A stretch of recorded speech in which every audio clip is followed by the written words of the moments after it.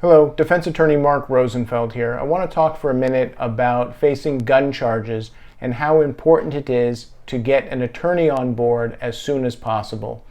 Gun cases are a hot button topic with prosecutors and the public, and a lot of times police officers, prosecutors, and judges will rush to judgment and not take the time necessary to really investigate what happened in a particular case. I am currently working on a case, and I don't usually talk about cases I'm currently working on, but it's very important to realize that on this case, the person is charged with being a prohibited person where they're not allowed to have a gun in their possession, and there are arguments being made that my client does have a gun, even though nobody has seen or documented that a gun is in his possession, but at some time a gun was registered to him. And the police officers don't take the time to do a full investigation. They haven't been to his house. They haven't really talked to him. They just ran a report and see that a gun was at some time registered to him, and therefore he still has that gun.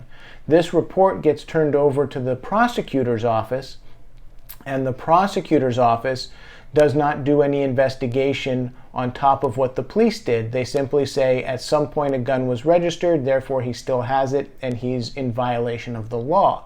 The prosecutor's office, through the case process, is supposed to provide documentation and information to the defense, and I have requested this information.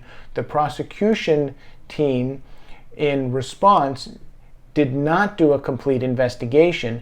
They did a partial investigation. In one part of the case, they ran a serial number for a gun, but it wasn't even the correct serial number for the gun that they were alleging in this case, and that can create tremendous amounts of problems. The judges are not directly involved with the investigation, so the judge's hands are tied based on the information that's presented to them.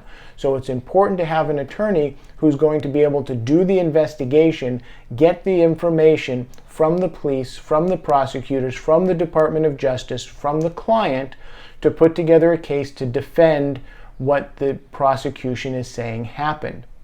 We are often told that people are innocent until proven guilty. However, there are many situations where that may be what the law is supposed to be, but in reality, it is incumbent upon the defense to prove their own innocence. And I'm not saying that's right, I'm just saying that's a fact of life in the system that we have. If you are facing gun charges, you may want to talk to an attorney in your area that specializes in handling gun cases. There's a lot of background information that can be obtained through the courts, through subpoenas, through discovery, through investigators, through the client themselves, to be able to prove the truth about what happened. And gun laws and different charges are very specific, and there are a lot of them. So if you are facing a gun charge related offense in Southern California, feel free to give me a call. I would be happy to talk to you about it and let you know what can be done to help protect your rights. My practice is in Southern California. My office is in Beverly Hills, and you can reach me directly at 310-424-3145.